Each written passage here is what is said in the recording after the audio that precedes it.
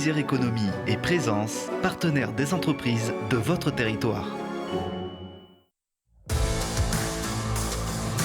Acteur et partenaire de l'économie régionale, la Caisse d'épargne Rhône-Alpes vous présente Alpes Décideurs.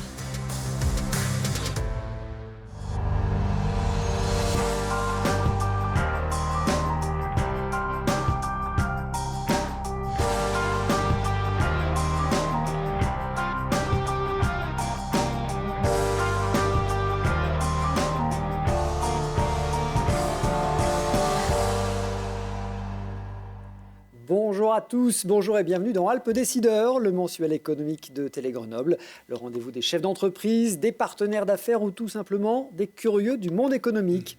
Vous le savez, chaque mois nous mettons en lumière les entreprises qui font le dynamisme des Alpes.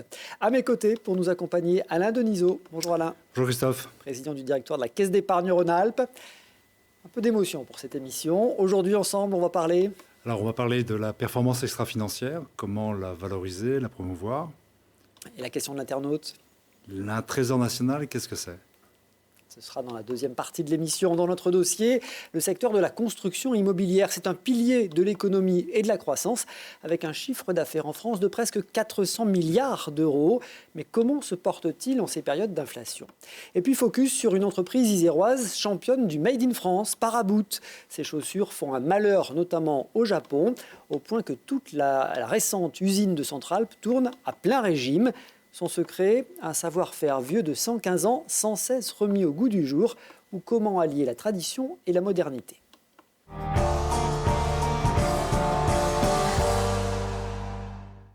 Alors on a souvent ici évoqué la RSE, la responsabilité sociétale des entreprises, mais comment ces entreprises peuvent-elles valoriser leurs actions dans ce domaine? Pour définir leurs valeurs, elles ne comptent plus uniquement sur l'analyse de leur activité ou leur performance financière, leur capacité à recruter, à s'adapter aux enjeux climatiques, à limiter leurs impacts sur l'environnement et la société. Tout ça rentre désormais en ligne de compte, Alain. Oui, tout à fait, oui. La RSE, c'est quelque chose qui existe depuis assez longtemps. Mais les transformations climatiques que l'on vit chaque jour montrent qu'à la fois il y a la performance financière de l'entreprise et puis il y a une performance à côté qu'on appelle extra-financière, alors qui peut jouer effectivement sur la vie de l'entreprise, sa gouvernance, ses salariés, mais qui joue aussi bien sûr sur son empreinte sur l'environnement. Einstein disait « ce qui compte ne peut pas toujours être compté ». Et en fait, nous sommes rentrés dans ce monde où nous allons devoir poser bien sûr la performance financière qui est un métrique important, parce que c'est celui de la pérennité à horizon constant d'une entreprise, mais aussi de sa performance au-delà de la finance, extra-financière.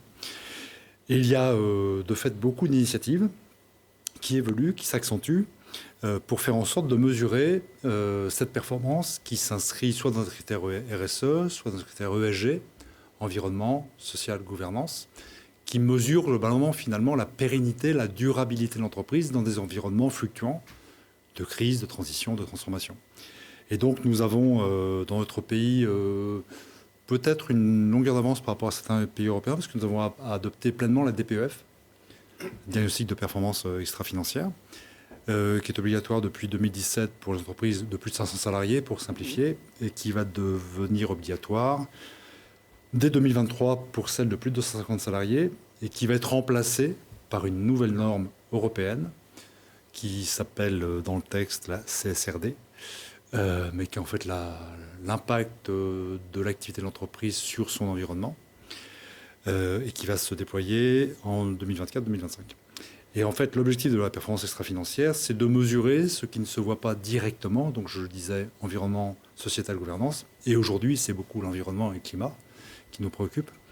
Et donc, un des indicateurs de mesure du DPEF, c'est le bilan carbone. Et donc ce bilan carbone doit être réalisé dans les entreprises. Il mesure l'empreinte carbone de l'entreprise dans ses activités à plusieurs niveaux. Alors on parle de scope 1, 2, 3. Ce que génère comme gaz à effet de serre l'entreprise directement dans son activité par elle-même, c'est le scope 1, donc c'est l'environnement plus réduit. Le scope 2, c'est finalement le recours aux énergies qui permettent de fonctionner. Et le scope 3, c'est les émissions de gaz à effet de serre de ses parties prenantes. Par exemple, pour mesurer l'empreinte à effet de serre de nos clients, enfin de l'activité bancaire par exemple, c'est de mesurer aussi ce que vont dégager en CO2 les clients qui viennent nous voir. Première partie qui n'est pas très compliquée. mais surtout l'empreinte CO2 de ce que les clients vont dégager comme empreinte dans les financements que nous leur faisons. Et ça, c'est beaucoup plus compliqué. Alors, vous l'avez dit, le cadre réglementaire a considérablement évolué et continue d'évoluer, notamment... alors, il va falloir des explications. La taxonomie verte et ce fameux CSRD dont vous nous parlez. Oui, alors, il faut casser un petit peu les mots, casser un peu ce qu'il y a derrière les mots.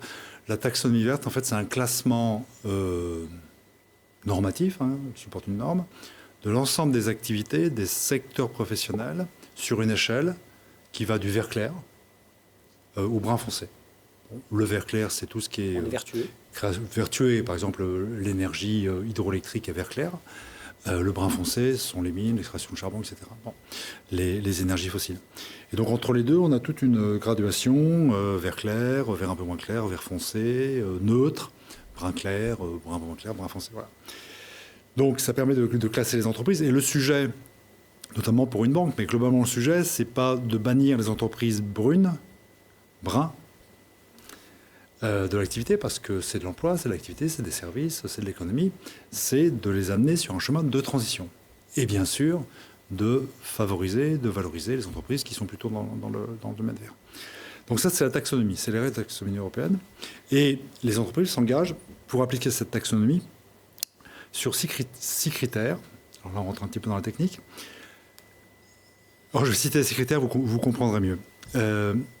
6 critères, premier critère, c'est atténuation du changement climatique, adaptation au changement climatique, utilisation durable et protection des ressources aquatiques et maritimes, transition vers une économie circulaire, prévention et contrôle de la pollution, et protection et restauration de la biodiversité des écosystèmes. Voilà. Et dans le cadre de cette taxonomie, une entreprise doit à la fois être agissante positivement avec un impact sur un de ces critères et ne pas dégrader les 5 autres. Voilà, ça, c'est la règle du jeu européenne. Et pour mesurer ça, mais aussi pour mesurer ce qui n'est pas forcément mesurable, l'Europe est en train de stabiliser une nouvelle réglementation qui va venir en substitution de la DPEF, qui s'appelle la CSRD. Alors, en français, dans le texte, c'est la directive sur les rapports de développement durable des entreprises. En fait, c'est la soutenabilité du développement de l'entreprise, qui sera applicable sur l'exercice 2024, en 2025, à tous les pays européens. Ce qui n'était pas le cas pour la DPEF, parce qu'il y avait une transposition dans les lois nationales. Donc, on va passer de 12 000 à 50 000 entreprises en France, notamment. Périmètre élargi et une certification par un organisme tiers, un ETI, qui va donner un niveau de validation supérieur à ce qui se passait pour la DPEF, un niveau de certification plus élevé. Et donc, ça va introduire finalement un double comptage, à la fois le comptage comptable, financier, et puis un comptage extra-financier, mais qui est à bout de bras, puisque 2024-2025, c'est absolument demain.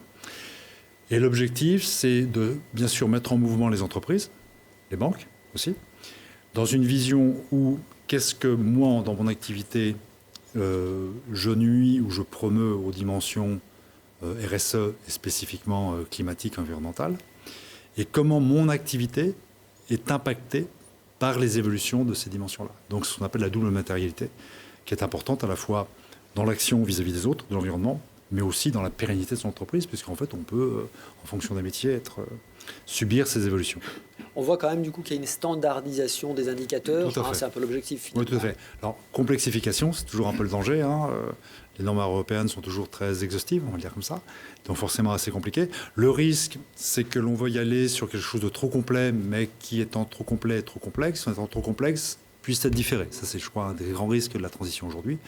Moi, je suis plutôt partisan des petits pas qui permettent de mettre tout le monde en mouvement et donc d'assurer, on va dire, une intelligence transitionnelle. Bon, on a évoqué la mesure des critères extra-financiers, vous nous en avez parlé, son importance sur l'activité des financements. On n'a pas parlé des placements. Alors, les placements, en fait, on va dire la sphère financière. Alors, les placements, en fait, c'est compliqué de qualifier un placement, puisqu'en fait, les investisseurs professionnels choisissent des sociétés, ils choisissent des sociétés pour leur performance, et en général, il y a une assez bonne corrélation entre la performance d'une société, mais et également son respect de son environnement, en général. Ce n'est pas toujours vrai. Donc, les structures dans lesquelles les fonds peuvent investir sont classées. Alors en France, il y a une classification qui s'appelle article 8, article 9, qui est assez souple. Et l'AMF a développé quelque chose de plus global sur la notion de best in class. Donc il y a, on va dire, les meilleurs de la classe, best in class, qui sont en fait les meilleurs un peu dans tous les domaines, ce qui est un domaine assez recherché. Après, il y a la best in class in universe, qui est en fait dans un domaine d'activité. Et puis après, il y a le best in effort, c'est-à-dire ceux qui font le meilleur effort pour. Voilà. Donc c'est toujours l'idée de mettre en mouvement. Et côté, donc là c'est côté des placements, tant pour les particuliers professionnels que les entreprises. Puis après, il y a le rôle des établissements bancaires. Et là-dessus, la mission des banques est extrêmement claire, elle a été fixée par la Banque centrale européenne. C'est d'accompagner les entreprises dans leur transition environnementale, sociétale et de gouvernance, mais surtout environnementale. Et si l'expression est simple, l'art est plus compliqué, parce que de fait, je le disais en début d'interview, une entreprise verte, c'est facile. Je dirais un champ de panneaux photovoltaïques, c'est facile. Une rénovation de centrales hydroélectriques, c'est facile. Mais quand vous avez des transporteurs, par exemple, comment s'assurer que le transporteur, qui est une donnée vitale pour l'économie de notre pays, devient de plus en plus vert, entre guillemets. C'est là le travail que nous avons lancé, que nous devons faire pour comprendre le projet de l'entreprise, avoir un dialogue stratégique avec elle et voir de quelle façon la transition se fait progressivement, puisque bien évidemment tout ça ne pourra se faire que très progressivement. Voilà. Mais de façon volontariste. Les petits pas volontaristes. Voilà, et ce qui compte ne peut pas toujours être compté. J'ai retenu cette citation d'Einstein. Merci beaucoup. Merci Alain pour ce décryptage qui sera votre dernier, puisque je parlais d'une émotion. Oui, avec une certaine émotion, on peut dire. C'est votre dernière émission, votre dernier Alpes Décideurs à nos côtés. On aura passé plus de 40 émissions ensemble.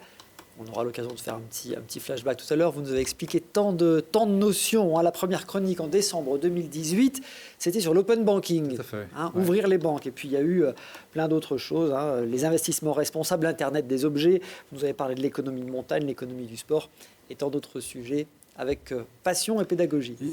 Et très souvent, je dois le dire, en connexion avec l'économie régionale. Et nous avons en Isère, sur l'ensemble des Alpes et sur la région Auvergne-Rhône-Alpes, un territoire d'une densité économique, industrielle, de services, d'innovation, de technologie qui est absolument remarquable. Et c'est vrai que l'intérêt d'animer avec vous cette chronique, c'était aussi de découvrir ou de faire découvrir ces grandes richesses. Bon, j'ai quelques noms à l'esprit, mais j'essaie. On va en reparler parce qu'on a aussi de belles découvertes à faire aujourd'hui. En tout cas, merci pour ces chroniques et ces décryptages très pédagogiques. Merci Christophe.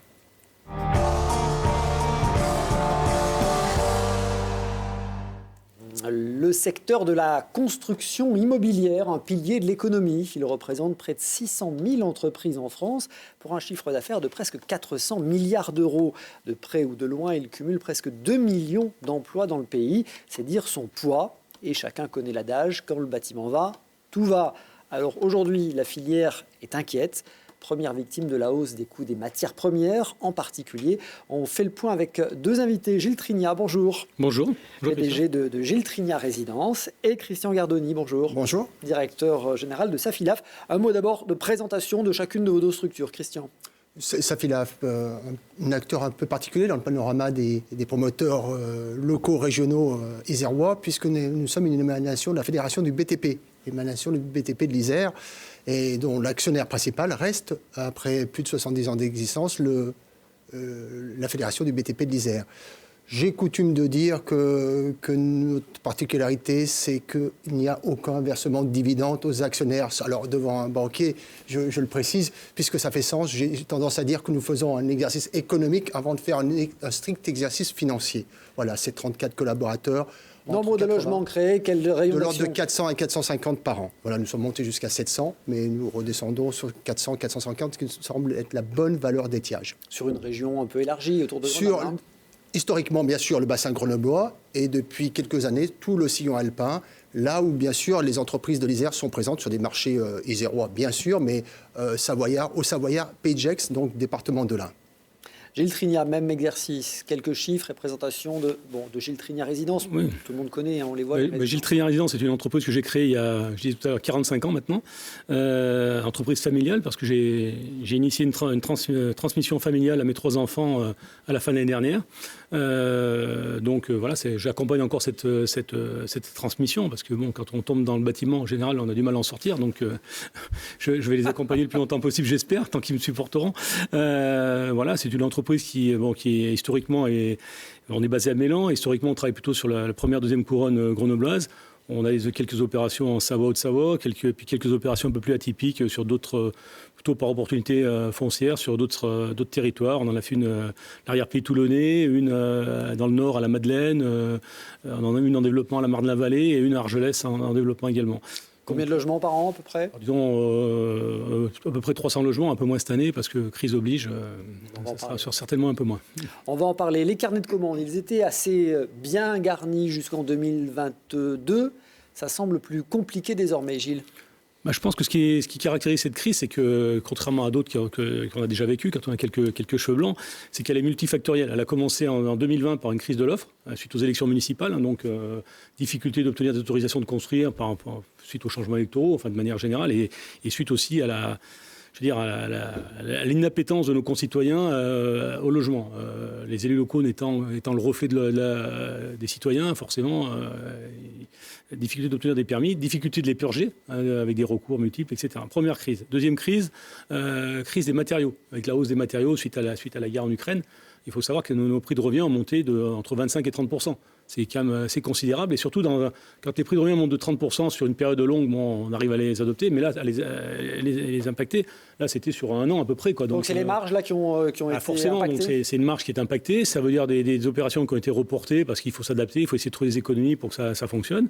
Et puis derrière, une crise maintenant Alors, de vente, c'est un peu avec la hausse des taux, ce qui nous pénalise. Alors, la hausse des taux, forcément, c'est pas favorable. On préfère emprunter à 2% qu'emprunter à 4,5%, c'est certain. Mais malgré tout, ce qui nous pénalise le plus, c'est l'accès de nos concitoyens au crédit. C'est l'encadrement volontaire du crédit qui pénalise beaucoup. On a des clients qui, de notre point de vue, sont finançables, mais qui ne trouvent pas porte ouverte pour leur financement. Ça, c'est un vrai souci, quoi. C'est vraiment ce qui nous pénalise. Carnet de commandes, Christian? Carnet de commandes. Alors, n'oublions jamais que si l'on construit, c'est parce qu'il y a une demande, parce qu'il y a un besoin de logement. Ça, on a tendance à l'oublier. Comme je constate souvent qu'on oublie le fait démographique.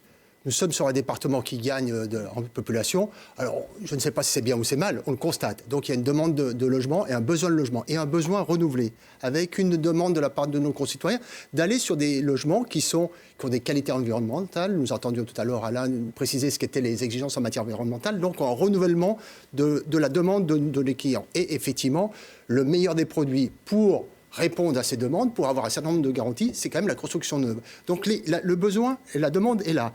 Maintenant, effectivement, on est confronté, comme l'a dit Gilles, à cette difficulté à la fois de rendre finançables nos clients, et ça pose des questions, et on voit que c'est d'actualité, c'est tant mieux, et puis derrière, d'avoir un prix qui soit en adéquation avec à la fois ces objectifs de qualité que nous devons à nos clients et la capacité financière de nos clients.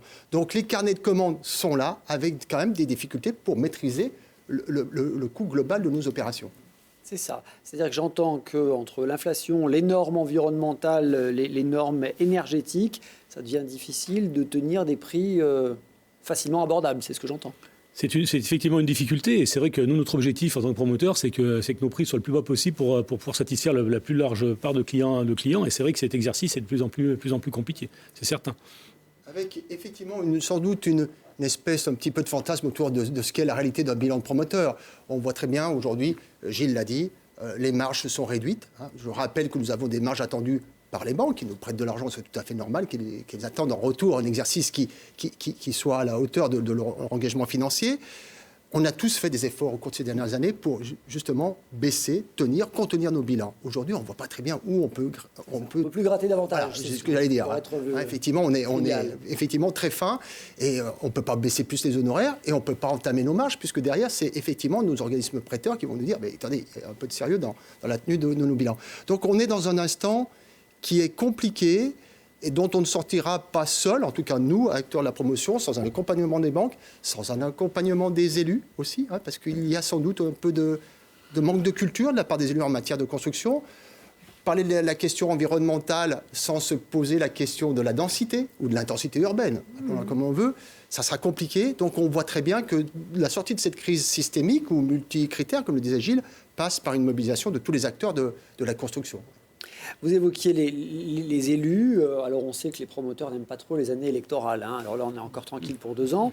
Mais vous redoutez un peu cette perspective-là. Donc, c'est-à-dire que là, même si l'économie globale repartait, vous savez que dans 2 ans, il risque d'y avoir un nouveau tassement, c'est ça? Je pense que le tassement, on l'a bien avant, parce que, historiquement, ça a toujours été le cas.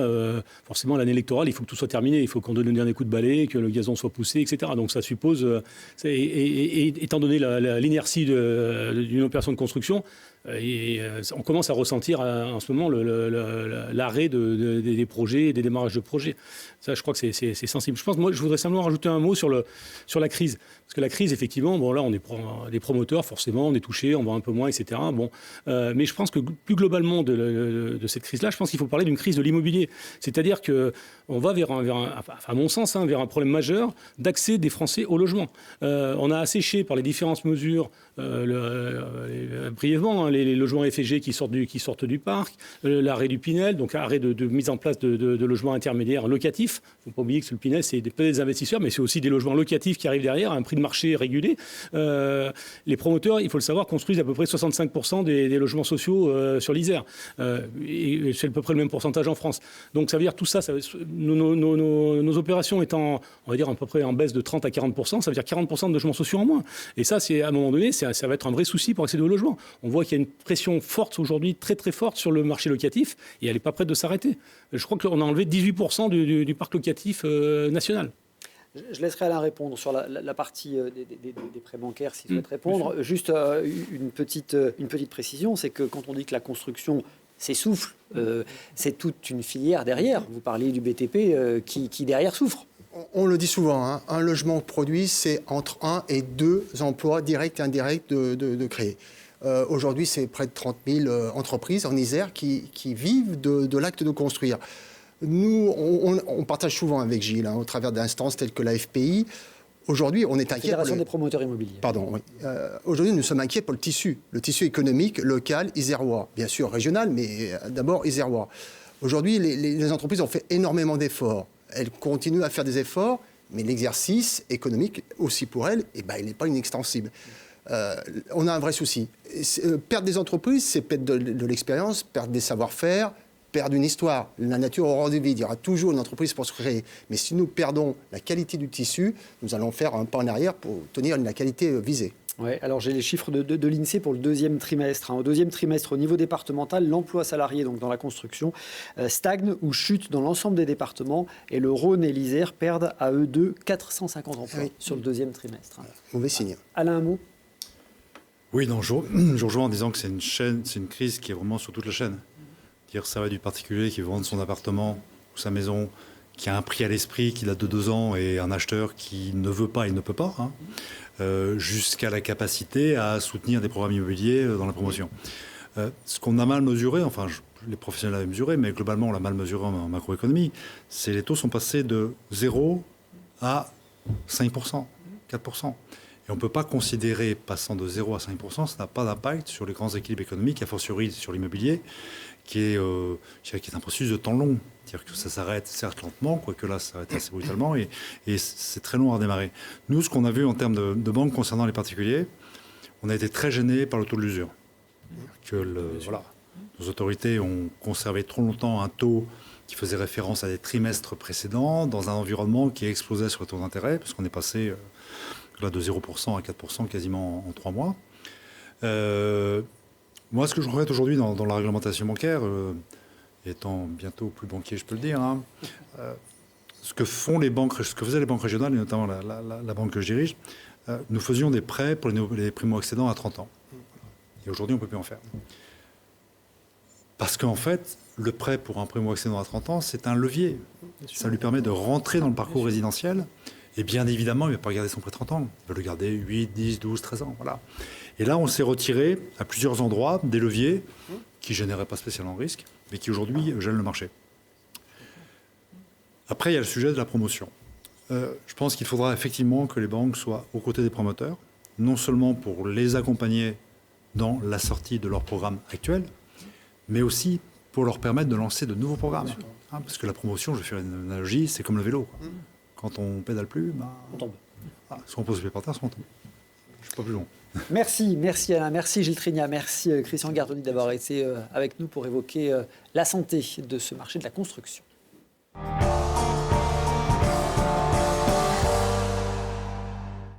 Et vous le savez, Alpes Décideurs vous donne la possibilité de poser vos questions à notre expert. Écrivez-nous alpesdecideurs@telegrenoble.net. Aujourd'hui, Alain, une question d'Isabelle qui veut savoir ce qu'on appelle un trésor national. Oui, alors un trésor national, c'est un trésor de la nation, dans le domaine culturel, artistique, archéologique ou historique.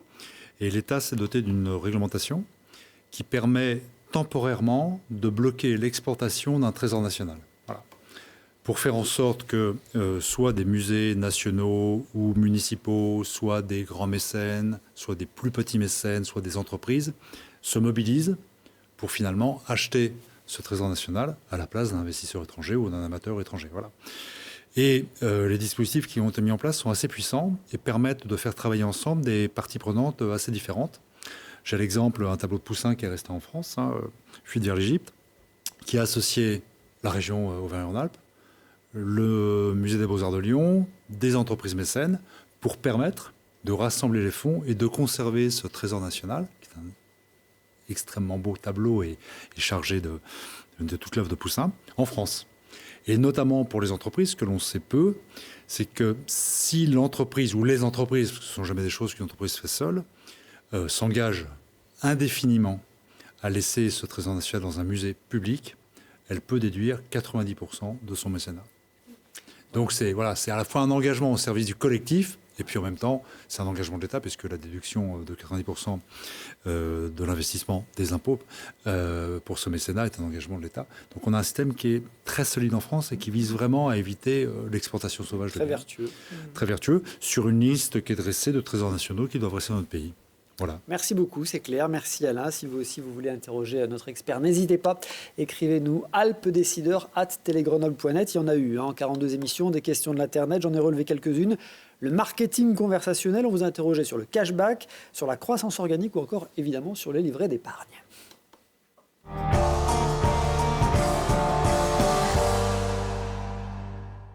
Avoir un savoir-faire est exceptionnel, le faire évoluer est indispensable. Depuis 1908, les chaussures Paraboot en ont fait du chemin. C'est aujourd'hui la 4e génération qui préside aux destinées de l'entreprise. Une entreprise qui a conquis le Japon, où son modèle iconique, la Michael, fait des ravages. Le succès est tel que la toute nouvelle usine de Centralpes doit renforcer les cadences. Focus sur ce trésor du patrimoine industriel isérois avec Clémentine Collin-Richard. Bonjour.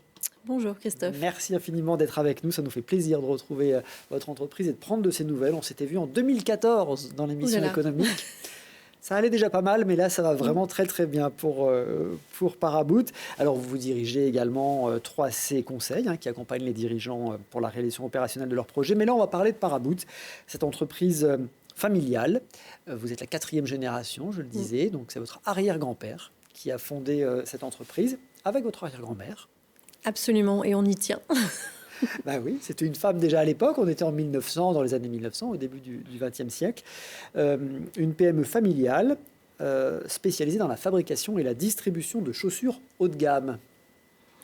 Et en effet, on y tient, oui, cette histoire homme-femme, et je pense que ça se retrouve à travers les générations.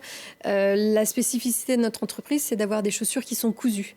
Alors, soit cousu norvégien, comme l'est la Michael, et qui est le modèle phare aujourd'hui. On est vraiment le leader mondial aujourd'hui du cousu norvégien, mais aussi en cousu Goodyear. Donc, une autre expression un peu plus fine qu'on réserve aux chaussures plutôt, je dirais, habillées, très connues en particulier dans le marché de l'homme. Oui, parce que le cousu, toutes les chaussures ont une impression de couture, mais c'est qu'une impression. Elles sont souvent collées. Là, elles sont vraiment... on voit bien le point de couture. Voilà. Toutes les chaussures en fait, qu'on fabrique, en tout cas nous, dans notre entreprise à Saint-Jean-de-Moiran, ont 2 coutures. Alors des fois, vous avez les 2 apparentes, c'est le cas du cousu norvégien, ou vous en avez qu'une d'apparente, c'est le cas du cousu Goodyear, mais il y en a 2 à la base. Et en effet, c'est bien cousu entre ce qu'on appelle le dessus de la chaussure et la semelle. On va bien comprendre, vous allez montrer la Michael qui est devant vous. Alors ça, c'est le modèle iconique de chez Paraboot. C'est quoi? C'est un tiers du chiffre d'affaires, Oui, alors... 30%. Allez. Non, il ne faut quand même pas exagérer, mais il fait partie de ce qu'on appelle nos iconiques. On en a comme ça 5-6, enfin un petit peu moins en tout cas qu'une dizaine, et qui sont des modèles de l'époque. Parce que le Michael, pour la petite histoire, je l'avais sûrement raconté, parce qu'elle date quand même pas d'hier, elle date de 1945, cette histoire, qui est la naissance du modèle Michael, mais qui est aussi la naissance de mon père, Michel. Et Michel, ça sonnait pas anglo-saxon. Il fallait que tout sonne anglo-saxon pour, on va dire, les chaussures haut de gamme luxe de l'époque. Donc on l'a appelé Michael. Bon, alors elle est quasiment restée la même. Il y a quand même quelques petites adaptations qui sont faites de temps en temps pour les rendre un peu plus mode. Alors, les adaptations ne sont pas faites sur le patronage, le style de modèle, mais sur les matières qu'on va utiliser. En particulier, l'année dernière, on a fait une version de la Michael qu'on a appelée Rework. On parlait de RSE en préambule de cette émission. Et en fait, c'était vraiment ça. C'était pour donner une seconde vie à des matières qu'on est obligé de laisser de côté parce qu'elles ont des griffures, elles ont des imperfections. Mais à côté de ça, qualitativement, elles sont parfait. Donc, on a créé un modèle qui s'appelait Rework. On a utilisé ces matières donc en cuir pour le dessus de notre chaussure. Et on a utilisé pour la semelle le caoutchouc, mais avec du 30% de caoutchouc recyclé. Alors, vous parlez de la semelle et on va bien comprendre avec le reportage qu'on s'apprête à voir. L'aventure Paraboot, je le disais, a débuté au début du XXe siècle avec votre arrière-grand-père Rémi, fils de paysan, qui est devenu ouvrier coupeur et du coup qui a découvert ce monde de la chaussure. On va comprendre avec ce reportage chez vous, chez Paraboot, sur le site de Centralpe. Depuis 1908, la société Richard Ponvert fabrique des chaussures, les Paraboot. Cette entreprise familiale est née à Isaud, là où a grandi Rémi Richard, fondateur de l'entreprise. Rémi Richard, qui est un fils d'agriculteur, décide juste après la Première Guerre mondiale, part aux États-Unis et il découvre l'utilisation du caoutchouc pour protéger les semelles qui à l'époque étaient principalement des semelles en cuir ou des semelles en bois. Il décide donc de fabriquer des semelles en caoutchouc, ce qui fait rapidement la renommée de Paraboot. Au fil du temps, l'entreprise a créé des chaussures pour les pilotes d'essai du Concorde. Ça a pu être des chaussures pour des explorateurs comme Paul-Émile Victor pour des expéditions. En 1980, l'entreprise est en faillite, mais la mode change et le modèle Michael est plébiscité. La société se relève et se concentre désormais sur les chaussures de ville. Aujourd'hui, la marque iséroise garde la même recette. Elle se veut être garante du fabriqué en France. 77% de leurs matières premières proviennent d'entreprises françaises. On travaille, nous, avec des cuirs qui sont à la base des cuirs de veau, qui ont l'avantage d'être les cuirs un petit peu les plus jolis. Là, par exemple, vous avez ce cuir-là, qui est le cuir qu'on utilise sur tous nos produits un peu iconiques. C'est un cuir qu'on utilise chez Paraboot depuis plus de 80 ans. Les semelles en caoutchouc, l'ADN de la marque, sont cuites à la manière d'un gaufrier. Cousues sur la chaussure, elles sont facilement réparables. Mais ce savoir-faire traditionnel doit s'adapter à son époque. Paraboot, depuis les 100 dernières années, a toujours su innover grâce à l'utilisation et la remise en question de ces matières premières, s'adapter aux nouvelles normes qui évoluent tous les ans, toujours essayer de répondre aux attentes du client, des modèles plus souples, des modèles qui durent toujours plus longtemps, qui sont plus ressemblables aussi et qui permettent aussi de s'adapter aux besoins tels que des matières plus naturelles, plus végétales. En prenant soin, ces modèles peuvent atteindre 20 ans d'espérance de vie. Déplacée à Saint-Jean-de-Moiran en 2017, l'entreprise réalise la moitié de son chiffre d'affaires à l'étranger. Voilà, chiffre d'affaires pour quelques chiffres, 24 millions d'euros je crois en 2022, 150 salariés rien que sur le site de Centralpe, 120 000 paires de chaussures par an, c'est ça ? Oui, c'est la fabrication qu'on tend à tenir. Et on le disait dans le reportage, des chaussures qui ont une durée de vie exceptionnelle et qui sont réparables. Ça aussi, en termes de RSE, c'est formidable. Ah oui, surtout avec l'enjeu d'aujourd'hui, qui est la loi AGEC et le bonus réparation qu'a demandé aux metteurs en marché comme Paraboot de mettre en place pour favoriser en effet cette réparation de nos vêtements, de nos chaussures. Mais nous, le modèle a été fondé comme ça, en fait. Son éco-conception, comme je disais, mon arrière-grand-père, c'était une chaussure pour une vie. À l'époque, on changeait de chaussure que quand vraiment on avait les doigts de pied qui étaient trop à l'étroit dans sa chaussure. Donc, on a créé toutes sortes de systèmes de par la matière première qui est utilisée, mais aussi les techniques de fabrication pour rendre ces chaussures réparables. Bon, alors ça veut dire que sur le site de Centralpe, il y a un atelier de réparation qui est créé. Absolument, on l'a même concrétisé parce qu'à un moment donné, on le faisait en plus de la fabrication. Il ne faut pas oublier que notre premier métier, c'est de fabriquer des chaussures, pas forcément de les réparer, mais on avait beaucoup de demandes de réparation. Donc là, maintenant, on a carrément dans l'atelier créé une zone pour la réparation, embauché quelqu'un qui est un compagnon du devoir qui nous a rejoints pour tenir ce service. Et pour mon plus grand plaisir, je vois arriver dans l'atelier des machines que je n'ai jamais vues parce que ce sont des machines de réparation spécialisées vraiment pour ce métier-là. Alors, on voit des très belles images là, des ateliers. Hein. C'est un tout nouveau site que vous avez intégré en 2019, je crois, après être très longtemps resté à Iso, à Tullin. Donc, vous avez intégré le site de Centralpes. Combien de références de chaussures, hommes et femmes? Parce qu'il y a aussi évidemment eu toute l'aventure des chaussures femmes qui sont arrivées après. Exactement. Alors après, il y en a eu très tôt aussi, mais c'est vrai que dans la notoriété de Paraboot, on pense beaucoup plus chaussures hommes que chaussures femmes. Après, dans les années 90, la femme est revenue à travers ce qu'on a appelé le masculin-féminin. C'est-à-dire qu'en fait, dans nos collections, vous avez les mêmes modèles qui sont déclinés pour la femme et pour l'homme. Avant, on faisait des différenciations sur les coloris ou sur les matières, et je dirais maintenant même pas, parce que des femmes nous ont demandé des versions hommes et des hommes nous ont demandé des versions femmes. Donc on est vraiment dans plutôt des gammes unisexes, et on y tient parce que c'est vraiment notre gage de fabrication.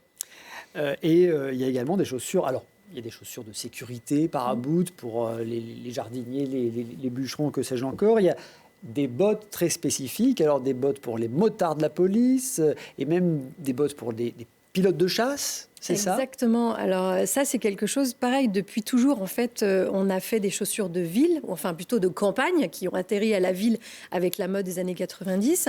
Mais on a fait surtout des chaussures dites professionnelles, pour une utilisation en fait professionnelle. Donc c'était autant le brodequin pour l'agriculteur, pour le paysan, pour les métiers de bouche. Ça a vraiment été notre corps de métier au départ. Et puis après, pour tous ces métiers un peu, je dirais, de l'extrême. Et ça, c'est mon grand-père qui s'est attelé à développer ça. En plus, il avait une passion pour la montagne. On est quand même au pied ici de la Chartreuse, du Vercors. Il travaille beaucoup avec les Alpes, la marque Galibier. Donc on vous révélera quelques surprises, j'espère, à l'été 2025. Ça me donnera l'occasion de revenir peut-être vous en parler. Et donc on a un nouveau modèle qui arrive. Voilà.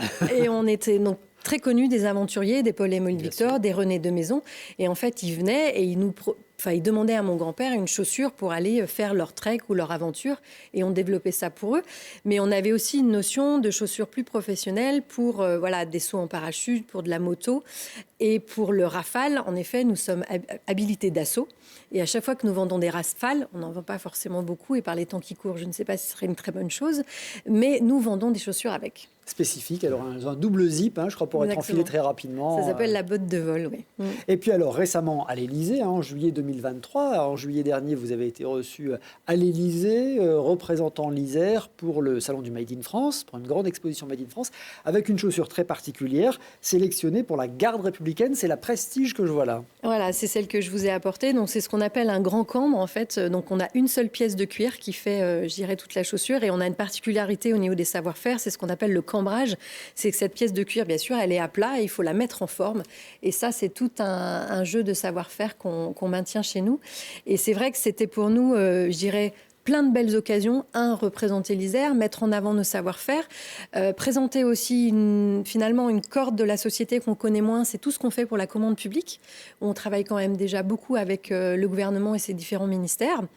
Vous avez parlé de la botte de moto et de gendarmerie, donc pour la police et la gendarmerie, qui est une botte type botte de cavalier, mais qui répond à toutes les exigences des normes de la moto, ça c'est important, et qui est faite chez nous entièrement. Et là, c'est même un savoir-faire 100% sur mesure. Et on a recréé là aussi un atelier où on va travailler les formes du morceau de bois, on va dire, jusqu'à la réalisation complète. Bon, alors ça nous donne l'occasion de préciser qu'il y a près de 150 opérations différentes pour faire une chaussure. Donc on voit bien le savoir-faire. Alors je le disais, Paraboot a quitté son site de Tullin, son site d'Iso, pour arriver à Saint-Jean-de-Moiran, une entreprise en pleine mutation. Depuis, une entreprise qui passe une vitesse supérieure, j'ai envie de dire, notamment avec la montée en puissance du e-commerce et avec son positionnement résolu à l'international. Alors, je dirais que depuis toujours, on a en fait travaillé avec l'international. Dans les années 80, en fait, c'est même l'international qui nous a sauvés, puisque c'est les Italiens qui sont venus nous chercher pour redémarrer la belle histoire de Paraboot que je peux vous conter aujourd'hui. Alors nous, on n'aime pas trop dire on change de vitesse. En fait, on s'adapte parce qu'on aime prendre du temps. Ça fait 115 ans qu'on est là et on tient à rester qui on est, à passer les hauts et les bas de la même façon. On est une entreprise familiale. Par exemple, pendant la Covid, on a pu tenir ce pari. On en est fiers de licencier aucun de nos salariés. Ça, c'est vraiment un gage. Donc, quand vous allez trop haut, des fois, les chutes, elles peuvent être importantes. Et pour nous, on ne veut pas de ça parce que ça voudrait dire aussi redimensionner l'atelier. Et voilà, si on veut le redimensionner vers le haut, on ne veut pas le redimensionner vers le bas.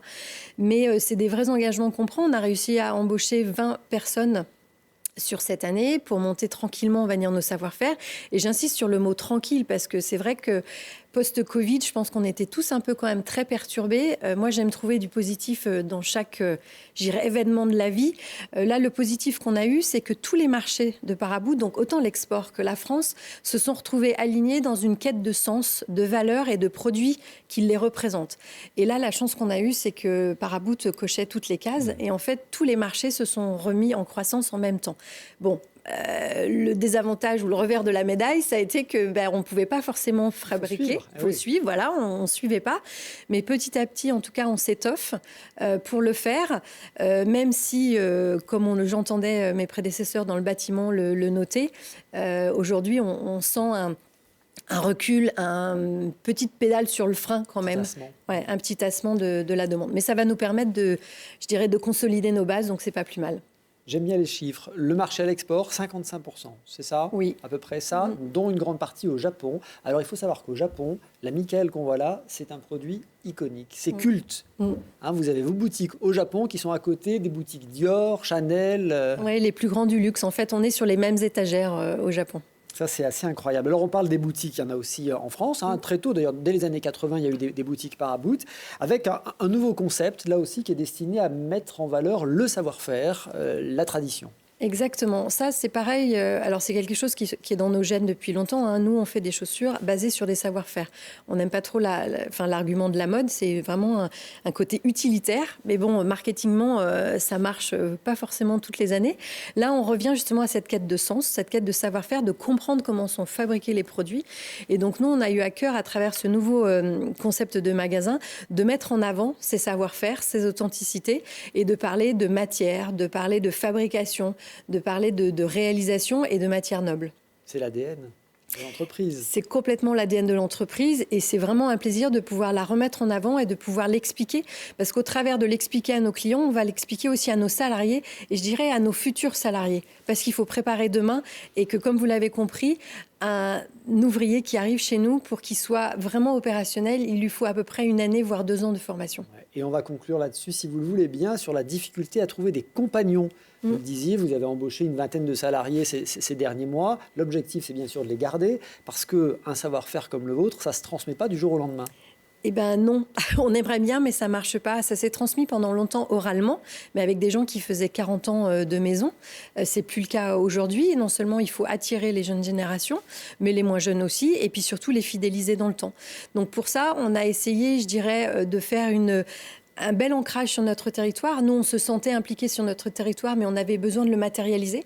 Donc on a ouvert nos portes aux écoles, on a ouvert nos portes aussi aux maisons de l'emploi, à tous les dispositifs. On fait partie aussi des clubs des 100 000 entrepreneurs engagés pour l'inclusion.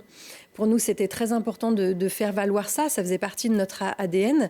Et à travers ça, on a réussi à faire une vingtaine d'embauches, je le disais, sur l'année précédente, et surtout à voir que les gens restent, mais en utilisant... Vous parliez de tradition et de modernité, c'est exactement ça. C'est-à-dire que c'est les mêmes savoir-faire, mais on innove pour les transmettre. Donc aujourd'hui, on se met à faire des vidéos, on se met à faire des choses interactives. Et la dernière innovation qu'on a fait aussi, c'est si on avait pu proposer à nos salariés de bureau d'avoir du télétravail, on ne pouvait pas le faire pour les ateliers. Donc on a réussi à passer à la semaine des 4 jours. Et ça fait plus d'1 an maintenant que c'est en place et je peux dire que ça roule. Donc on travaille du lundi au jeudi. Ouais. On gagne quoi? Enfin, on travaille.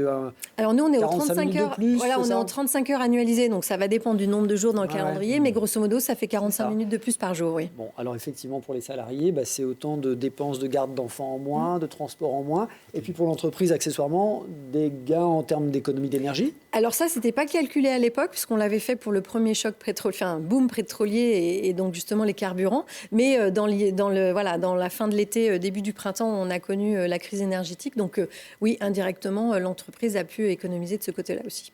Bon, écoutez, voilà, qui est très, très attractif. Alain, une belle entreprise familiale, 115 ans, 4e génération. Le nom de Paraboot, je trouve, vous le savez mieux que moi, c'est un vrai actif. C'est un nom superbe, je trouve, qu'on a du mal à relier à la France. Oui, mais je veux dire, sur les marchés internationaux, ça parle forcément. Non, moi, j'ai une question à vous poser. Comment on fait pour user des Paraboot? Comment on fait pour user des Paraboot? Eh ben, en fait, marcher beaucoup. Ouais, et effectivement, 20 ans, ça a duré vite. C'est le vieux dicton, hein. Paraboot, la semelle qui use la route. La route, exactement. C'est ça. Oui, c'est impossible. Non, il faut collectionner, en fait. Ah oui, c'est ça. Superposer, collectionner. Et puis on les répare en plus, c'est formidable. Ouais, c'est super. Non, ça c'est vraiment l'enjeu pour nous et l'enjeu de demain pour notre planète aussi. Merci infiniment Clémadine Colin-Richard, c'est toujours un plaisir de vous recevoir. Donc merci, on se revoit avant l'été prochain pour le scoop. On ne sait jamais. Merci. Alain, c'était notre dernière émission ensemble. Oui, avec 42 émissions. Comme vous le disiez en début d'émission, une émotion certaine. Voilà. Vous partez vers d'autres aventures. Vous avez été un fidèle et précieux expert à mes côtés. Merci infiniment. Ensemble, on a accueilli très nombreux chefs d'entreprise ici. De très belles sagas. Regardez.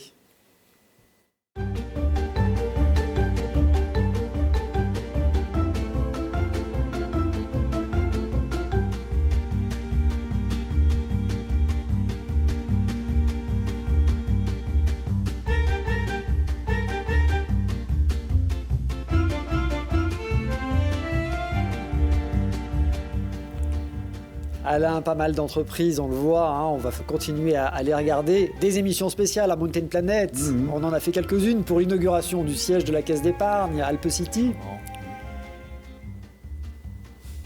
Qu'est-ce que vous en retenez de toutes ces rencontres à chaque fois? La cravate a disparu. Ah oui, on a ça. Pas pour moi, pas pour vous, Christophe. Non, moi je retiens ce que j'ai exprimé en début d'émission, c'est cette richesse de nos territoires, qui est extraordinaire en termes industriels, de savoir-faire, d'innovation, de services, d'engagement, d'histoire familiale, de courte histoire familiale, de longue histoire familiale, et puis des noms qui sont internationalement emblématiques. Je prends par exemple un grand industriel de la région, Poma. Poma, c'est dans la montagne, c'est une icône. C'est une icône comme Paraboot, c'est dans la chaussure, ou Soitec, ou des noms comme ça qui traversent la planète. Et j'étais heureux d'être partenaire de ces mises en valeur méritées, 1000 fois méritées, de ces belles entreprises et de leurs dirigeants, bien sûr, et de leurs recteurs. Des passions qu'on aura partagées ensemble pendant 43 émissions précisément. Merci infiniment. Merci.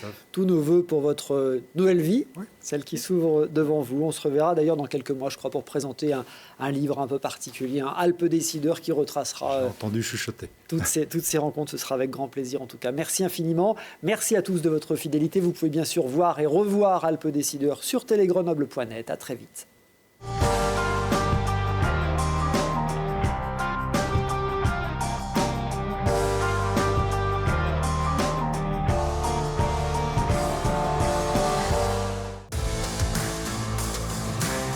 C'était Alpe Décideur avec la Caisse d'épargne Rhône-Alpes, une banque commerciale, régionale et coopérative. Nord Isère Économie et Présence, partenaires des entreprises de votre territoire.